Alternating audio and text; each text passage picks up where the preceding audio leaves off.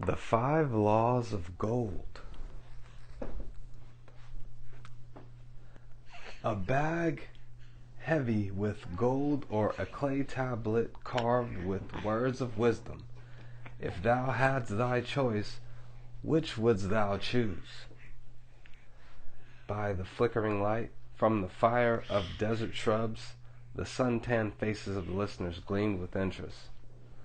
"The gold! The gold!" chorused the 27. Old Calibob smiled knowingly. "Hawk," he resumed, raising his hand. "Hear the wild dogs out there in the night. They howl and wail because they are lean with hunger. Yet feed them, and what do they? Fight and strut. Then fight and strut some more, giving no thought to the morrow that will surely come. Just so it is with the sons of men. Give them a choice of gold and wisdom. What do?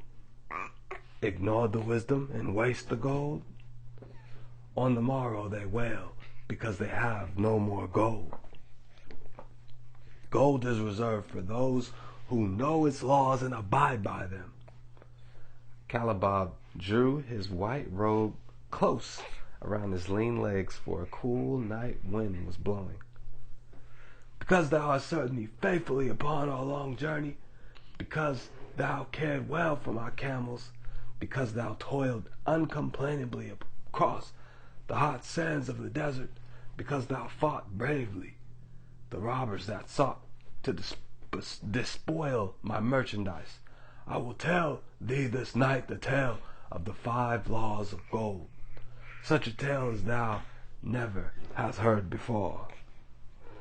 Hark ye with the deep attention to the words I speak, for if ye grasp their meaning and heed them, in the days that come thou shalt have much gold." He paused impressively.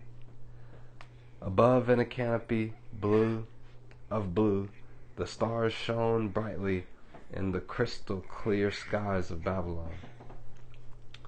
Behind the group loomed their faded tents, tightly staked against possible desert storms.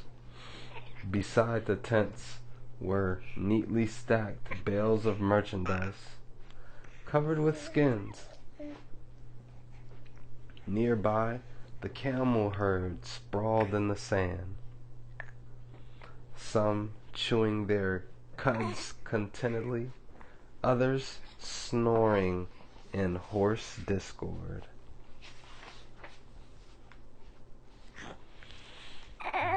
"Thou hast told us many a good tales, Calibob," spoke up the chief packer.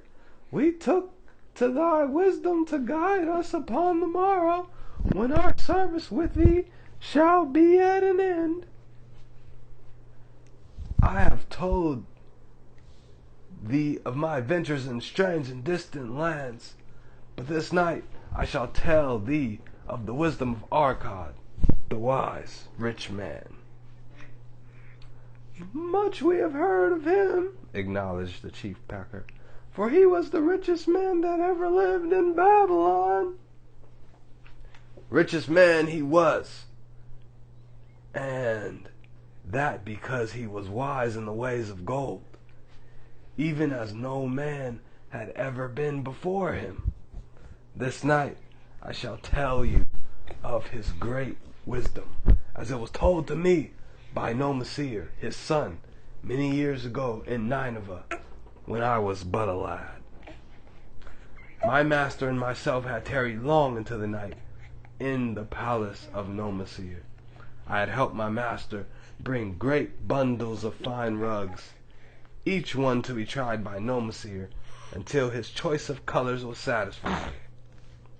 At last he was well pleased and commanded us to sit with him and to drink a rare vintage, odorous to the nostrils and most warming to my stomach, which was unaccustomed to such a drink. Then did he tell us this tale of the great wisdom of Arkad his father, even as I shall tell it to you.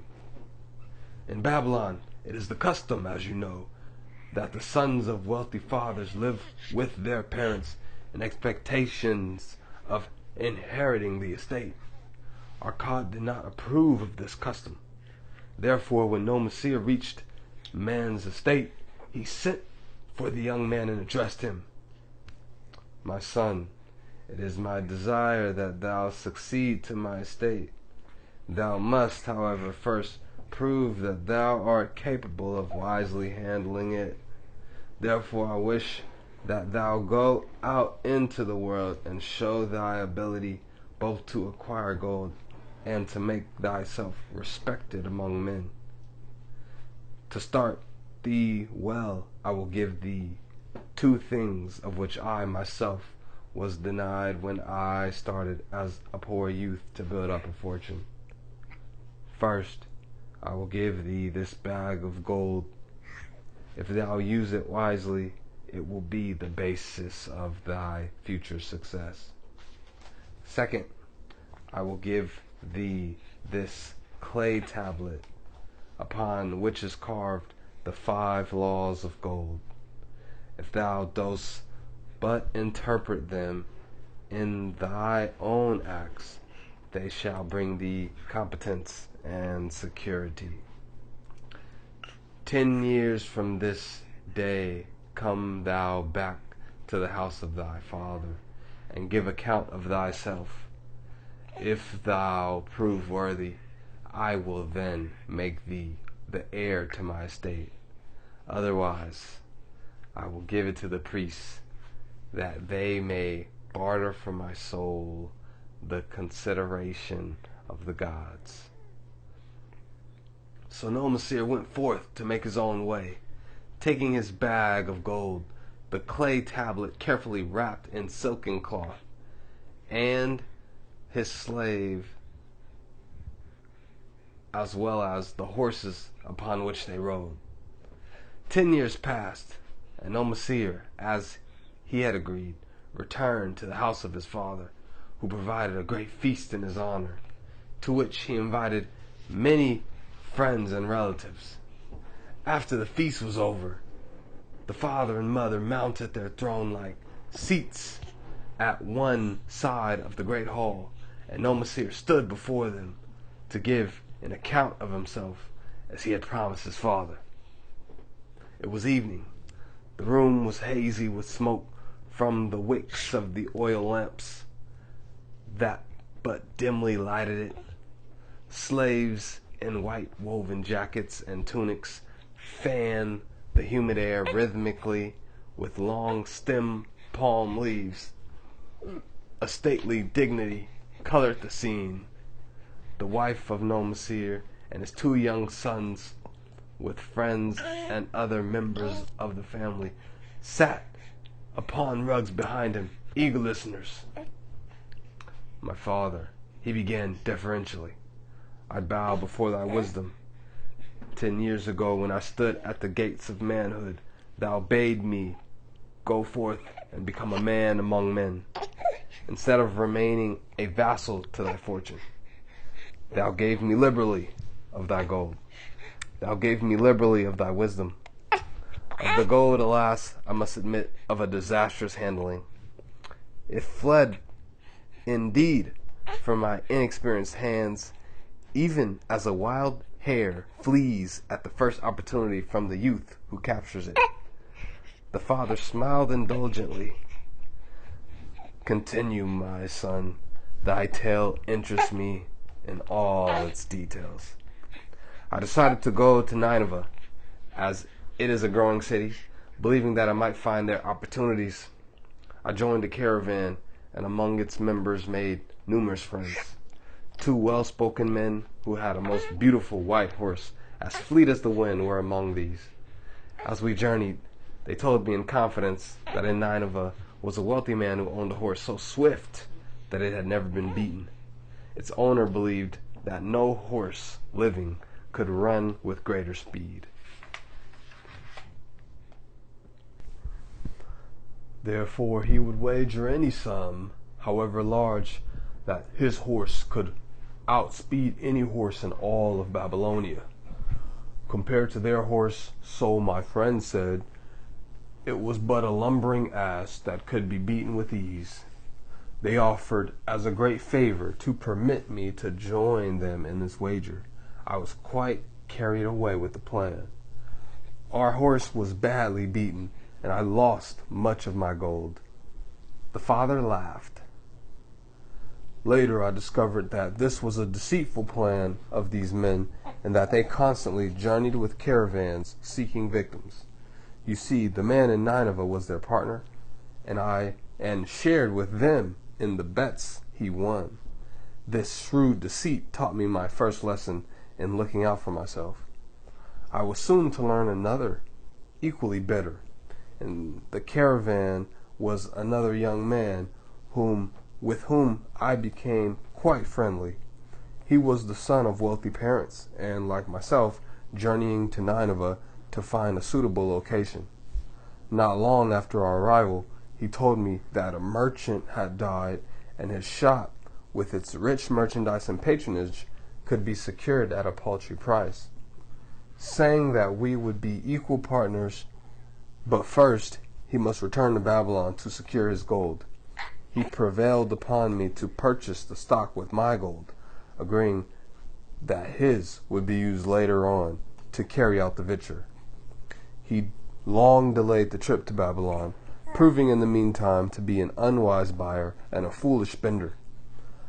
I finally put him out, but not before the business had deteriorated to where we only had unsaleable goods and no gold to buy other goods. I sacrificed what was left to an Israelite for a pitiful sum. Soon thereafter, I tell you, my father, bitter days. I sought employment, but found it not, for I was without trade or training that would enable me to learn. I sold my horses, I sold my slave, I sold my extra robes that I might have food and a place to sleep. But each day, grim want crouched closer. But in those bitter days I remembered thy confidence in me, my father. Thou hast sent me forth to become a man, and this I was determined to accomplish. The mother buried her face and wept softly.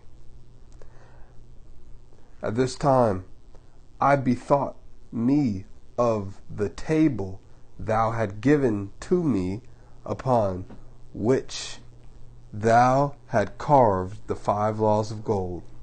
Thereupon I read most carefully the words of wisdom, and realized that had I but sought wisdom first, my gold would have not been lost to me. I learned by heart each law, and determined that when once more the goddess of good fortune smiled upon me, I would be guided by the wisdom of age, and not the inexperience of youth. For the benefit of you who are seated here this night, I will read the wisdom of my father as engraved upon the clay tablets which he gave me 10 years ago. The 5 laws of gold. 1. Gold cometh gladly and in increasing quantity to any man who will not put by less than 1/10 of his earnings to create an estate for his future and that of his family. 2. Gold laboreth diligently and contentedly for the wise owner who finds for it profitable employment, multiplying even as the flocks of the field. 3. Gold clingeth to the protection of the cautious owner who invests it under the advice of wise men in its handling. 4. Gold slippeth away from the man who invests it in businesses or purposes with which he is not familiar, or which are not approved by those skilled in its keep. 5. Gold flees the man who would enforce it to impossible earnings, or who followeth the alluring advice of tricksters and schemers, or who trusts it to his own inexperience and romantic desires in investment. These are the 5 laws of gold as written by my father. I do proclaim them as of greater value than the gold itself, as I will show you by the continuance of my tale. He again faced his father. I have told thee of the depth of poverty and despair to which my inexperience brought me. However, there is no chain of disasters that will not come to an end. Mine came when I secured employment managing a crew of slaves working upon the new outer wall of the city. Profiting from my knowledge of the first law of gold, I saved a copper from my first earnings, adding it at every opportunity until I had a piece of silver. It was a slow procedure, for one must live. I did spend grudgingly, I admit, because I was determined to earn back before the 10 years were over as much gold as you, my father, had given me. One day, the slave master, with whom I had become quite friendly, said to me, "Thou art a thrifty youth, who spends not wantonly what he earns. Hast thou put by that is not earning?" "Yes," I replied. "It is my greatest desire to accumulate gold to replace that which my father gave to me and which I have lost." "'Tis a worthy ambition, I will grant. And do you know that the gold which you have saved can work for you and earn much more gold?" "Alas, my experience has been bitter, for my father's gold has fled from me, and I am in much fear lest mine own do the same." "If thou hast confidence in me, I will give thee a lesson in the profitable handling of thy gold," he replied. "Within a year, the outer wall at each entrance to protect the city from the king's enemies will be built. In all Nineveh, there is not enough metal to make these gates, and the king has not thought to provide it. Here is my plan. A group of us will pool our gold and send a caravan to the mines of copper and tin, which are distant, and bring to Nineveh the metal for his gates. When the king says, 'Make the great gates,' we alone can supply the metal, and a rich price he will pay. If the king will not buy from us, we will yet have the metal which can be sold for a fair price." In his offer, I recognize an opportunity to abide by the third law and invest my savings under the guidance of wise men. Nor was I disappointed. Our pool was a success, and my small store of gold was greatly increased by the transaction. In due time, I was accepted as a member of the same group in other ventures. They were wise men in the profitable handling of gold. They talked over each plan, presented with great care before entering upon it. They would take no chance on losing their principal or tying it up in unprofitable investments from which their gold could not be recovered. Such foolish things as the horse race and the partnership into which I had entered with my inexperience would have had scant consideration with them. They would have immediately pointed out their weaknesses. Through my association with these men, I learned to safely invest gold to bring profitable investments. As the years went on, my treasure increased more and more rapidly. I not only made back as much as I lost, but much more. Through my misfortunes, my trials, and my success, I have tested time and again the wisdom of the 5 laws of gold, my father, and have proven them true in every test. To him who is without knowledge of the 5 laws, gold comes not often and goeth away quickly. But to him who abide by the 5 laws, gold comes and works as his dutiful slave. No Messiah ceased speaking and motioned to a slave in the back of the room. The slave brought forward, one at a time, 3 heavy leather bags. Each of these no Messiah took and placed upon the floor before his father, addressing him again. "Thou didst give me a bag of gold, Babylon gold. Behold, in its place I do return thee a bag of Nineveh gold of equal weight, in equal exchange, as all will agree. Thou didst give me a clay tablet inscribed with wisdom. Behold, in its stead I do return 2 bags of gold. So saying, he took from the slave the other 2 bags, and likewise placed them upon the floor before his father. This I do prove to thee, my father, how much greater value I consider thy wisdom than thy gold. Yet who can measure in bags of gold the value of wisdom? Without wisdom, gold is quickly lost by those who have it. But with wisdom, gold can be secured by those who have it not, as these 3 bags of gold do prove. It does indeed give to me the deepest satisfaction, my father, to stand before thee and say that because of thy wisdom I have been able to become rich and respected before men. The father placed his hand fondly upon the head of Nomasir. Thou hast learned well thy lessons, and I am indeed fortunate to have a son to whom I may entrust my wealth. Calabab ceased his tale and looked critically at his listeners. What means this to thee, this tale of Nomasir? He continued. Who among thee can go to thy father or to the father of thy wife and give an account of wise handling of his earnings?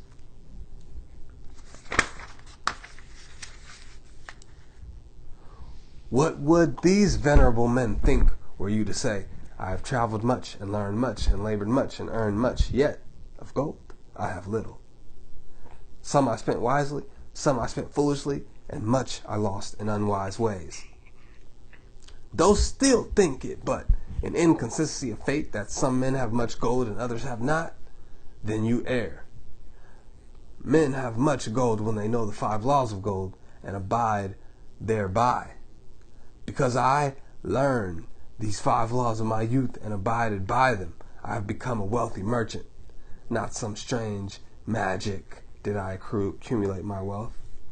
Wealth that comes quickly, goeth quickly the same way. Wealth that stayeth to give enjoyment and satisfaction to its owner comes gradually, because it is a child born of knowledge and persistent purpose. To earn wealth is but a slight burden upon the thoughtful man. Bearing the burden consistently from year to year accomplishes the final purpose. The 5 laws of gold offer to thee a rich reward for their observance. Each of these 5 laws is rich with meaning, and lest thou overlook this in the briefness of my tale, I will now repeat them. I do know them by heart, because in my youth I could see their value and would not be content till I knew them word for word. The first law of gold. Gold cometh gladly and in increasing quantity to any man who will put by not less than 1/10 of his earnings to create an estate for his future and that of his family. Any man who will put by 1/10 of his earnings consistently and invest it wisely will surely create a valuable estate that will provide an income for him in the future and further guarantee safety for his family in case the gods call him to the world of darkness. This law always saith that gold cometh gladly to such a man. I can truly certify this in my own life. The more gold I accumulate, the more readily it comes to me, and in increasing quantities. The gold which I save earns more, even as yours will, and its earnings earn more. And this is the working out of the first law. The second law of gold. Gold laboreth diligently and contentedly for the wise owner who finds for it profitable employment, multiplying even as the flocks of the field. Gold indeed is a willing worker. It is ever eager to multiply when opportunity presents itself. To every man who hath a store of gold set by, opportunity becomes for its most profitable use. As the years pass, it multiplies itself in surprising fashion. The third law of gold. Gold clingeth to the protection of the cautious owner who invests it under the advice of men wise in its handling.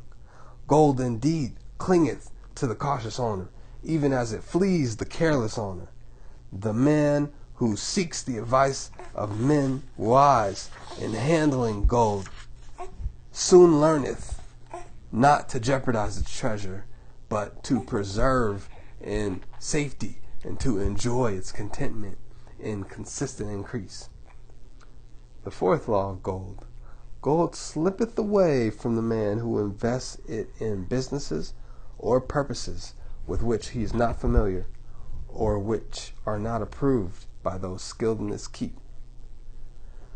To those who hath gold, yet is not skilled in its handling, many uses for it appear most profitable. Too often these are fraught with danger of loss, and if properly analyzed by wise men, show small possibility of profit. Therefore, the inexperienced owner of gold, who trusts to his own judgment and invests it in businesses or purposes with which they are not familiar, too often finds his judgment imperfect, and pays with his treasure for his inexperience.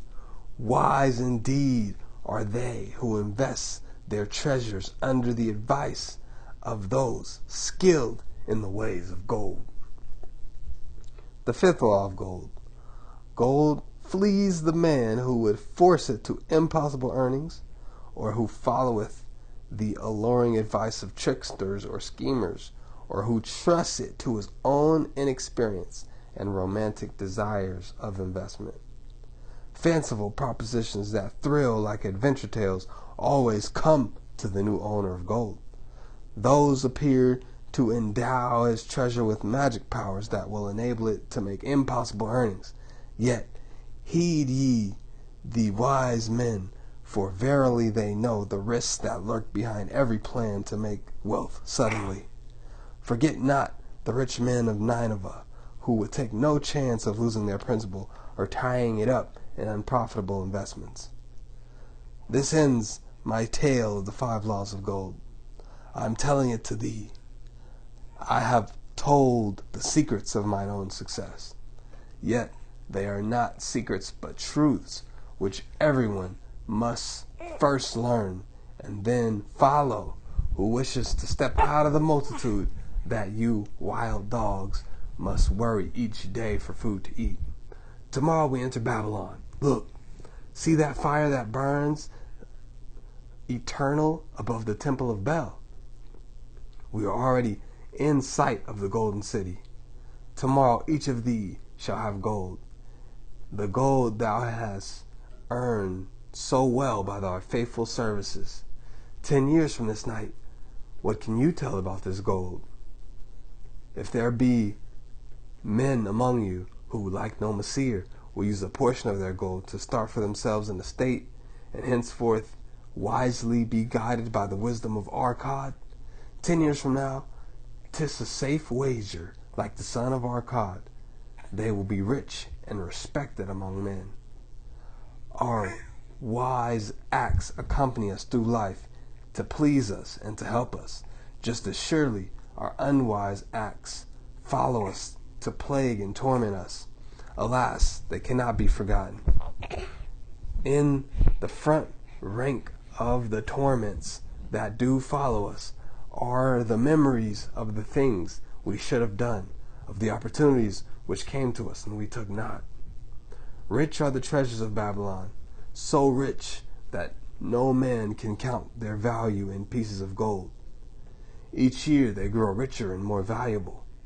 Like the treasures of every land, they are a reward, a rich reward, awaiting those men of purpose who determine to secure their share. And the strength of thine own desires is a magic power. Guide this power with the knowledge of the 5 laws of gold, and thou shalt share in the treasures of Babylon.